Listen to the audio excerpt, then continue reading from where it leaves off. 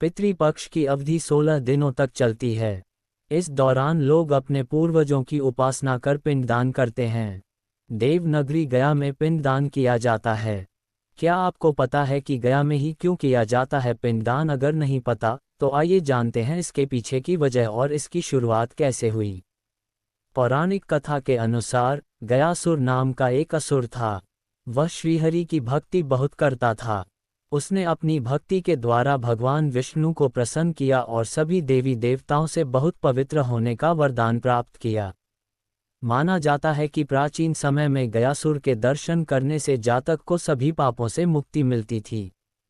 उसे मरने के बाद स्वर्ग की प्राप्ति हो जाती थी। इससे स्वर्ग में अव्यवस्था फैल गई। ऐसा देख सभी देवी देवता चिंतित होने लगे। इस स्थिति में देवी देवताओं ने गयासुर से किसी पवित्र जगह पर यज्ञ करने की इच्छा जाहिर की। इस बात को सुनकर गयासुर गया जी में भूमि पर लेट गए और इसी जगह पर देवी देवताओं ने गयासुर के शरीर पर विधिपूर्वक यज्ञ किया। यज्ञ के दौरान गयासुर का शरीर स्थिर रहा। ऐसा देख सभी देवता श्रीहरि के पास पहुँचे।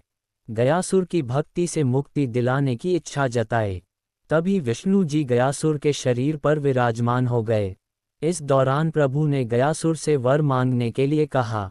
गयासुर ने बोला कि आप अनंत काल तक इस स्थान पर विराजमान रहें। इस बात को सुनकर प्रभु उसके भाव में डूब गए और गयासुर का शरीर पत्थर में बदल हो गया। तब श्रीहरि ने कहा कि जो जातक अपने जीवन काल के दौरान सच्चे मन से गया में अपने पितरों का पिंडदान करेगा, उसके मृत पूर्वजों को मोक्ष की प्राप्ति होगी। धार्मिक मान्यता के अनुसार त्रेता युग में मर्यादा पुरुषोत्तम भगवान श्री राम ने फल्गु नदी पर अपने पिताजी का पिंडदान किया था। तभी गया में पितरों का पिंडदान किया जाता है। आइए जानते हैं पितृपक्ष में किए जाने वाले उपाय। 1. पहला उपाय, परिवार के सभी सदस्यों से बराबर मात्रा में सिक्के इकट्ठे करके उन्हें मंदिर में दान करें। मतलब ये कि यदि आप अपनी जेब से 10 का सिक्का ले रहे हैं तो घर के अन्य सभी सदस्यों से भी 10-10 के सिक्के एकत्रित करने उसे मंदिर में दान कर दें। यदि आपके दादाजी हैं तो उनके साथ जाकर दान करें। ये दान गुरुवार को करें।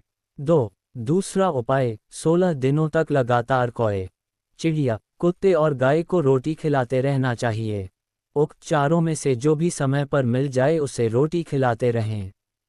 3.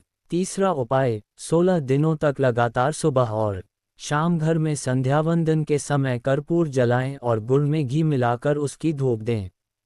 4. चौथा उपाय, पीपल या बरगद के वृक्ष में जल चढ़ाते रहना चाहिए।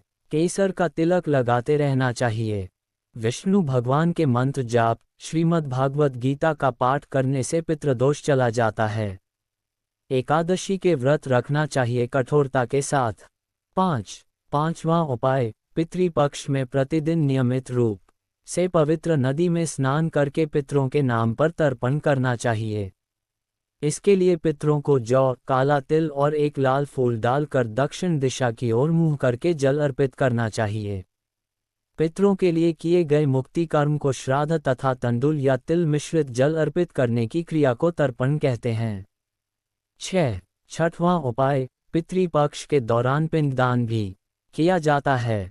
पितृपक्ष में पिंडदान का भी महत्व है। सामान्य विधि के अनुसार पिंडदान में चावल, गाय का दूध, घी, गुड़ और शहद को मिलाकर पिंड बनाए जाते हैं और उन्हें पितरों को अर्पित किया जाता है। ये पिंडदान भी कुछ प्रकार का होता है। धार्मिक मान्यता है कि चावल से बने पिंड से पितर लंबे समय तक संतुष्ट रहते हैं। 7वां उपाय, श्राद्ध में पंचबलि कर्म किया जाता है, अर्थात 5 जीवों को भोजन दिया जाता है।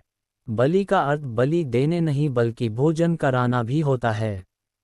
श्राद्ध में गोबलि, श्वान बलि, काकबलि, देवादिबलि और पिपलिक आदि कर्म किया जाता है। पितृपक्ष के दौरान कौओं को प्रतिदिन खाना डालना चाहिए। मान्यता है कि हमारे पूर्वज कौवों के रूप में धरती पर आते हैं। इसके बाद ही ब्राह्मण भोज कराएं।